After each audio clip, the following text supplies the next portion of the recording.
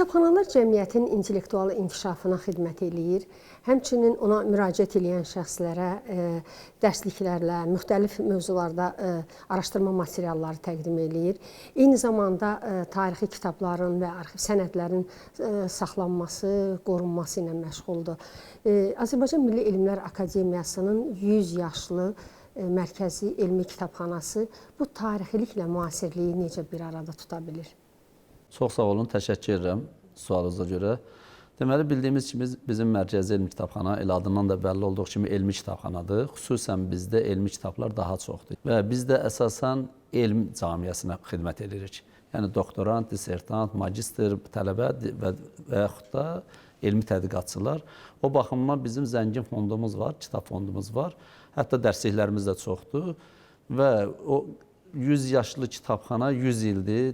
Bizim bəlkə də elm sahəsində olan hər birimiz artıq bu kitabxanadan zamanında yararlanmışıq, indi yararlanmaqdayıq. 100 ildir ki, siz doğru buyurursunuz, alimlərimizin, tədqiqatçılarımızın keşiyindədir. Amma indi bilirsiniz ki, müasirlik, vurguladığınız kimi müasirlik dövründə də xidmətlərin özünün yanaşması var. Bizim kitabxananın müasirliyi birinci binasından başlayır. Çox müasir bina ilə mərkəzi elmi kitabxana təsis olunubdur. Cənab Prezident açılışında iştirak edib 14-cü ildə və bina tək görünüşü ilə müasirdir və zamanında müasir avadanlıqlarla da təmin olunubdur. İndiki zamanda da bilirsiniz ki, artıq rəqəmsal kitabxana termini var və dünyada rəqəmsal kitabxana daha çox inkişaf eləyir, ənənəvi kitabxanalara baxanda. Amma ənənəvi kitabxanasız da rəqəmsal kitabxana olmaz. Çünki rəqəmsal kitabxananın kökündə də duran rəqəmsallaşdırılmış həmin kitablardır. Amma ona baxmayaraq hər iki sahədə bizim mərkəzi elmi kitabxana bugün var gücü ilə fəaliyyət göstərir və bütün oxucuların istəklərini qarşılaya bilir. Bizim kitabxanada, yəni insanların zamanını almamaq üçün elektron kitabxana sistemi də qurulubdur. Hal-hazırda bizim oxucularımızın bir qismi kitabxanaya gəlmədən, yəni həmin kitabları tam sərbəst şəkildə oxuya bilirlər. Elektronlaşma sahəsində mən deyərdim 2 ilə yaxındır çox sürətli şəkildə işlər aparılır. Birinci olaraq əlimizdə elektron resurs olmalıdır. Yəni ondan ötürü bizim kitablar skan olunmalıdır və sonra konvertasiya olunub kitab halına gətirilir, elektron kitab halına gətirilməlidir. Bunun üçün də bizdə reproqrafiya şöbəsi fəaliyyət göstərir və ondan ötürü biz çox qısa zamanda həmin şöbəni son model skanerlərine təchiz eləmişik. 8 ədəd, son il yarımda 8 ədəd skaner alınıb həmin şöbə üçün. Akademiya rəhbərliyi də bu sahədə çox ciddi dəstək verir ki, elektronlaşma ilə bağlı nə istəyimiz olsa hamısına tam dəstək verir və ilk öncə kitablar rəqəmsallaşdırılır. Rəqəmsallaşdırılan kitablar artıq PDF möhrü vurulur ki, sonradan təkrar skana getməsin, vaxt alınmasın. Sonra o rəqəmsallaşdırılan kitabxanalar bizim elektron kitabxana bölməmizdə, saytımıza daxil olanda bizdə orada elektron kitabxana bölməsi var. Elektron kitabxana bölməsində avtoreferatsa, avtoreferat bölməsinə, jurnalsa, jurnal bölməsinə, kitabsa, kitab, biblioqrafiya. Orada bizdə bölmələr ayrılıb hamısı. Kitablar, avtoreferatlar, dissertasiya, sonra biblioqrafiyalar, nadir kitablar, bunlar hamısı ayrı-ayrı bölmələr üzrədir. Hər birini öz ayrı-ayrı bölmə üzrə yerləşdirilir və oxucular oradan onu tam şəkildə əldə edib oxuya bilirlər. Mən bir məlumatı sizə qeyd edeyim ki, 24-cü ilin aprel ayında mən bura təyin olunanda kitabxananın fondunda 2700 ədəd elektron kitab var idi. Yəni, milyon yarımlıq fondu olan bir kitabxana üçün çox kiçik bir rəqəmdir. Əslində, milyon yarım fond deyəndə bu ümumi saydır, amma 800 mindən çox adda kitabdır. Ən azından yarısından çox adda burada kitab var. Artıq biz bu ilin sonu hesabat verəndə o rəqəmləri rəhbərliyə təqdim elədik. 25-in sonunda. O 24-ün aprelində olan 2700 ədəd kitab 66 min ədəddir artıq. 66 minə çatdırılıb. Fərqi yəni görmək olur. Yəni 14-cü ildən o rəqəmsallaşma başlayanda 10 il ərzində 2700 ədəd tam mətnli kitab var idisə burada. İl yarımda 66 minə çatdırılıb o kitab. İndi həmin kitabların artıq elektron kitabxanaya yerləşdirilməsi prosesi gedir. Onun üçün də zaman yüklənməsi falan zaman alır deyə. Onun 40 mindən yuxarısı artıq sistemə yüklənib. Artıq 40 mindən yuxarı kitabı bizim oxucular tam istədiyi yerdən daxil olub, oxucu biletinin nömrəsini təqdim eləməklə tam mətnli kitabı oxuya bilərlər. Deməli, kitablardan başqa hansı qiymətli materiallar saxlanılır sizin fondda? Ya bizim fondda bəli, tək kitab deyil. Sizin dediyiniz kimi bizdə indi söz yox ki, o da kitaba aiddir, nadir kitablar var fondumuzda. Onlar bir başqa tək qəzetlər var. Neçənci bir əsrlik tarixi olan kitabxananın ilə bir əsrlik qəzetləri də var burada ki, vaxt müstəqillik dövründən əvvəlki illərdə, Cümhuriyyət dövründə hamısına kitab qəzetlər var ki, onunla bağlı mən deyərdim ki, ən çox onunla bağlı bizə müraciətlər olur və hətta mən deyim, bilirsiniz ki, bu il Türkiyoloji Qurultayının 100 illiyinə həsr olunmuş tədbir keçiriləcək. Onunla bağlı bizim alimlərimiz bizə nə qədər qəzetlər sifariş verirlər ki, vaxtında onunla bağlı hansı yazı gedib və onların hamısı bizim arxivimizdə var, qorunub saxlanılır və oxucular üçün əlçatanlıq təmin olunur. Təhsil sisteminin prioritet məsələlərindən biri də inklüziv təhsildir. Bildiyimiz kimi, yəni dünya təhsil sistemində, dünya kitabxanalarında buna çox böyük önəm verilir. Yəni sizin mərkəzi elmi kitabxanada, yəni bu inklüziv təhsilə necə yardım eləyə bilir? Çox yaxşı sualdır. Həm də o elə kitabxanaların belə deyək yaralı yeridir. Əslində kitabxanalar bu sahədə demək olar çox az xidmət göstərir. Amma mən şey deyim, biz keçən ildən bir layihəyə başlamışıq, 25-ci ilin əvvəlindən inklüziv kitabxana xidməti yaratmışıq. İnklüziv kitablar müxtəlif bazalarda, YouTube kanallarında kimlərsə tərəfindən yerləşdirilən kitablar var. Amma kitabxananın bu sahədə xidməti İlk dəfə bizim kitabxanada başlayıb. Yəni kitabxana olaraq o xidməti göstərən ilk dəfə inklüziv kitabxana xidməti bizdə başladı və hal-hazırda bizim sayta daxil olanda orada danışan kitablar, audio teatr, audio resitlər yerləşdirilib və bizim o sosial təbəqənin, xüsusən də gözdən əlillər üçün artıq oradan daxil olub, müəyyən demirəm ki, hər bir şeyi tapa bilərlər. O sahədə bizdə indi iş aparılır ki, bazalar genişləndirilsin, say artırılsın. Amma artıq biz inklüziv kitabxana sistemini qurmuşuq. Tələbələrimiz üçün təbii ki, əsasən sosial vəziyyətlə bağlı deyən gözdən əlillər falan. Bunlarla bağlı artıq biz inklüziv kitabxananı qurmuşuq və deyim ki, bizdə orada səslənən şeirlər, deyək ki, kimsə orada adına var, tutaq ki, Bəxtiyar Vahabzadənin şeirləri. Onun daxil olub, yəni istənilən evdən gözdən əl şəxs bəyəndiyi şeir, özünün axtardığı şeir, təbii ki, onlar bizdə hal-hazırda varsa, biz onu mütəmadi artırırıq.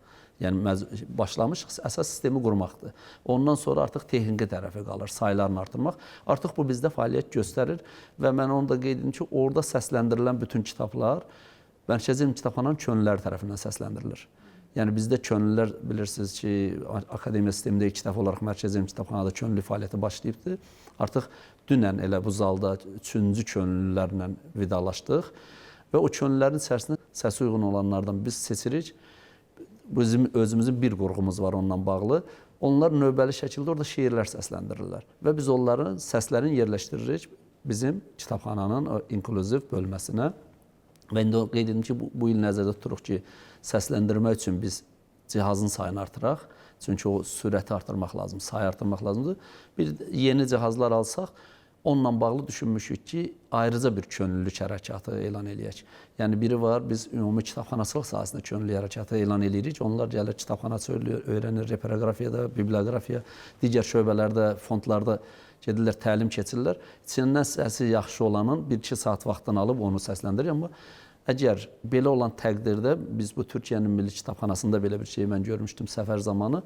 Ayrıca könüllülük hərəkatı elan eləyəcək, səsi yaxşı olanlar gəlib kitab səsləndirsinlər. Yəni bu sahədə Mərkəzi Elmi Kitabxana artıq o fəaliyyətə bir ilə yaxındır ki, başlayıb və bizim saytımızda da bütün oxucular onunla bağlı daxil olub özləri şahid ola bilərlər.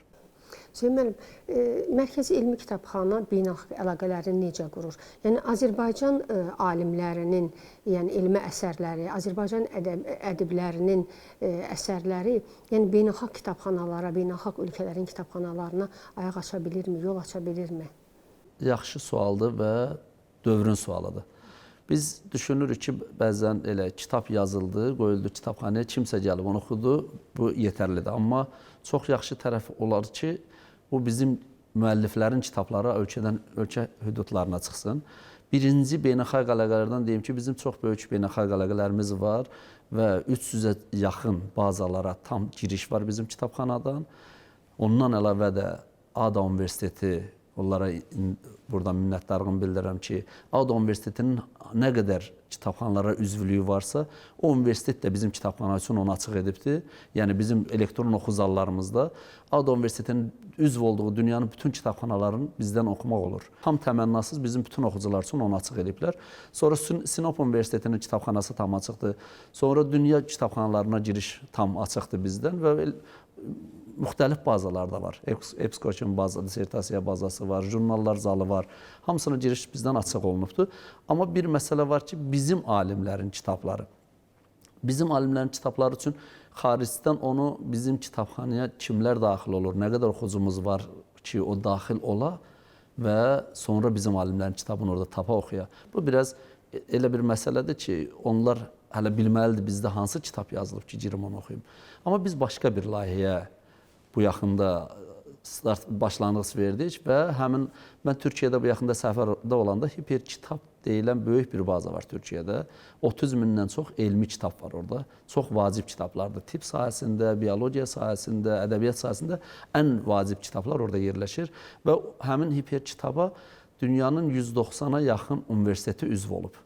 Onlar ödənişli sahədir, üzv olmaq, amma sağ olsunlar ki, yəni bizə bir dostluq münasibətindən ilk dəfə olaraq Azərbaycanda hiperkitaba açıq giriş veriblər. Yalnız akademiyanın icazəsi ilə və yalnız bizim kitabxanada giriş verilib və onların belə bir təklifi oldu ki, sizin alimlərin kitablarını göndərin bizə, biz onu dünya çatdıraq. Dünyanın 20 ölkəsində onlar 190 universitetdən müqaviləsi var.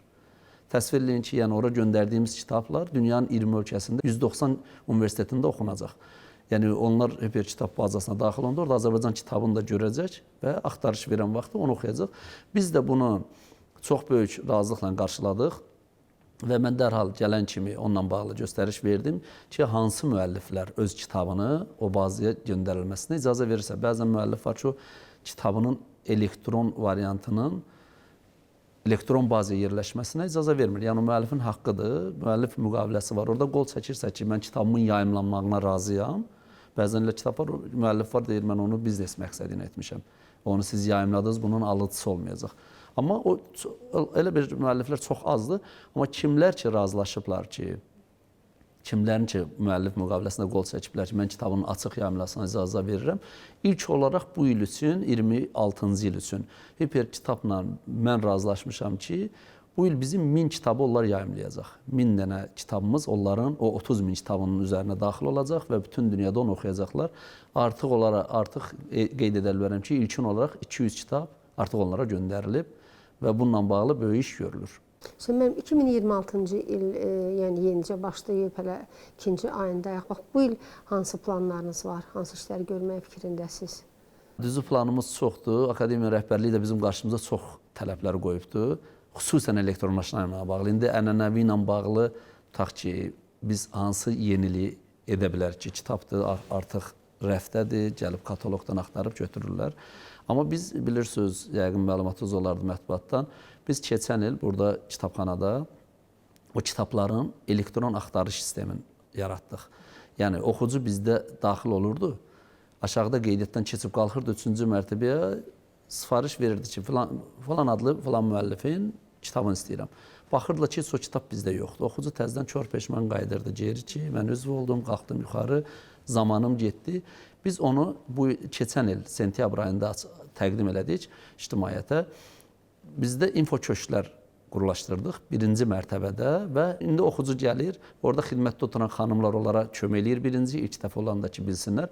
Info köşkdə istədiyi kitabın axtarışını verir. Onu qeyd edim ki, bizdə 800 min adda, 800 min yuxarıdır. O milyon yarım kitabın hər biri elektron kataloqda yerləşib. Yəni elektron kataloqda olmayan bizim kitabımız yoxdur. Birinci mərtəbədə info köşkdə elektron kataloqda bunu axtarışını verir. Mən deyərdim ki, bu da elə bizim Azərbaycan kitabxanalarında ilklərdən biridir. Kataloqda axtarışını verir, o kitab onda varsa üzv olur, sonra gedir kitabın sifarişi verir. Və yaxud da birbaşa oxucudur, artıq üzv deyilsə, onu aşağıda o sual maraqlandırmır, qalxır 3-cü mərtəbəyə mən orada eləşən sifariş qəbul edən xanımlara da biblioqrafiya şöbəsinin xanımlarına tapşırmışam ki, gələndə siz onlara sifarişi özünü axtarmanı öyrədin. İndi bu sahə bizdə 25-də bitdi, amma 26-cı ildə biz ən çox istəyirik süni intellektin tətbiqindən istifadə eləyə bilirsiniz ki, artıq günün reallığıdır, hər birimizin həyatımıza daxil olub. Yəni biz artıq onunla bağlı ilkin addım atmışıq. Yəni bizdə Mərkəzi Elm Kitabxananın saytında süni intellekt əsaslı bələdçimiz var. Yəni orada kitabxananın tarixi, kitabxananın fondları, istədikləri məlumatı süni intellektdən cavabını ala bilərlər. Kitabxana haqqında məlumat, təbii ki, nə qədər məlumatı varsa həmin süni intellektin və digər də ilk dəfə olaraq, bu da kitabxanalar sistemi arasında ilk dəfə olaraq biz Mərkəzi Elm Kitabxanada süni intellekt əsaslı səsli axtarış sistemi tətbiq eləmişik. Mənə tutaq ki, bir müəllifin kitabı lazımdır, mən o kitabın adını yaxşı bilmirəm, nə kitabıdır. Və yaxud da müəllifin adını yazır, orada soyadı ilə adın arasında bir boşluq getsə və yaxud nöqtə gedir, vergül gedir, kitab çıxmaya bilir. İndi isə biz səsli axtarış sistemi qurmuşuq. Səslə müəllifin adını deyən kimi bizim kitabxanamızda o müəllifə aid nə qədər kitab varsa hamısı çıxır. Və yaxud kitabın adını bilirsə, səslə deyən kimi də orada hərf səhvi getmir, vergül getmir. Yəni ilk dəfə kitabxanalar sistemi arasında səsli axtarış sistemini qurmuşuq. İndi 26-cı ildə isə bizim əsas planımız bu kitabların cipləşdirilməsidir. Artıq oxucu, yəni ənənəvi olaraq kitabı aparıb təhvil verməsin, avadanlıqdan üzərində kitabı oxudur, kitabı oxutsun, artıq bu oxucunun adından avtomatik olaraq çıxmış sayılsın. Və oxucu sərbəst kitab ora qoydu, avtomatik olaraq kitab onun adından çıxdı, oxucu getdi evinə. Yəni bu il ən vacib planımız odur. Bir də biz kitabxananın mobil versiyasını yaratmaq istəyirik bu il. Yəni o bilirsiniz indi bütün əsas asan xidmətim var, dost xidmətinin var, yükləmək olur telefona və oradan sərbəst istifadə etmək olur. Və bizim 26-cı ildə əsas hədəflərimiz bundan ibarətdir və digər hədəflərimiz isə dediyim kimi inklüziv kitabxananı təkmilləşdirmək, sonra bu səsli axtarış sistemi təkmilləşdirmək və tam mətnli kitab bazamızı genişləndirmək. Bilirsiniz ki, bizdə tək kitab sifarişi, kitab alışı, kitab verişi ilə məşğul olunmur. Bilirsiniz ki, Azərbaycanda biblioqrafiya sahəsində bizdə çox böyük işlər həyata keçirilir. Yəni, rəissiyyət heyətinin qərarı ilə tanınmış şəxslərin, akademiklərin, müxbir-üzvlərin biblioqrafiyaları məhz bizim bu kitabxanada yazılır və digər tərəfdən də ondan əlavə də mövzu biblioqrafiyaları da bizim kitabxanada mövzu biblioqrafiyaları işlənir. Konstitusiya və suverenliyinə aid biblioqrafiya işlənildi, sonra Şuşa 270 işlənilib, vaxtında Qərbi Azərbaycan işlənilib. İndi bununla bağlı da bizdə çox geniş işlər həyata keçirilir. Bu ildə Türkoloji Qurultayı ilə bağlı bir biblioqrafiya nəzərdə tutmuşuq. Xəqaninin 9 ili ilə bağlı bir kitab biblioqrafiya nəzərdə tutmuşuq. Yəni bütün digər işlərdən başqa, yəni bizdə də biblioqrafiyalar nəzərdə tutulur və bundan əlavə də bizim əməkdaşlar tərəfindən də çox dəyərli nəşrlər də hazırlanır. Yəni keçən il 25-ci ildə 14 kitab bizim kitabxana tərəfindən hazırlanıb. Elə fürsətdən istifadə edeyim deyim ki, Azərbaycanda ilk dəfə olaraq korporativ elektron kitabxanalarla bağlı kitab yazılıb. Müəlliflərdən də biri mənəm. Korporativ elektron kitabxanalarla bağlı kitab ilk dəfədir yazılır. Çox vacib kitabdır. Korporativ elektron kitabxana da nədir? Onunla da bağlı qısa məlumat verim. Fürsətdən istifadə edin. Deməli, korporativ elektron kitabxana çox vacib bir amildir. O nədir? Deyək ki, biz artıq onu da qeyd edelim ki, biz artıq ona başlamışıq akademiya sistemində. Korporativ elektron kitabxananın qurulmasının üstünlüyü nədədir? Bax, hal-hazırda biz onu 25-ci ildə Ədəbiyyat İnstitutunda bitirmişik. Bizim bu dəqiqə kitabxananın saytına daxil olanda orada kənarda korporativ elektron kitabxanalar bölməsi var. Orada daxil olan kimi Ədəbiyyat İnstitutu çıxır. Biz oraya daxil olanda bizim oxucu zaldan daxil olur, Ədəbiyyat İnstitutunun bütün kitablarını oxuyur. Və yaxud da tərsinə, Ədəbiyyat İnstitutunda oturan oxucu həmin bölməyə daxil olanda Mərkəzi Elm Kitabxananı görür. Həmin bölməyə daxil olaraq Mərkəzi Elm Kitabxananın bütün kitablarını oxuya bilir. Yəni biz bu şəbəkəni akademiyanın regionları da daxil olmaqla, bölmələr, mərkəzlər daxil olmaqla bütün elmi tədqiqat müəssisələrində yaxın zamanda, yəqin ki, bu il bir neçəsinin hər ilə bölməklə yaxın zamanda korporativ elektron kitabxana sistemini akademiyada ilk dəfə olaraq quracağıq. Çox sağ olun, təşəkkür edirik geniş müsahibəyə görə. Sizə işlərinizdə uğurlar arzulayırıq, zəngin kitabxana arzulayırıq. Sağ olun, mən təşəkkür edirəm ki, vaxt ayırıb gəlib kitabxana ilə bağlı belə bir çəkiliş həyata keçirdiniz. Sağ olun.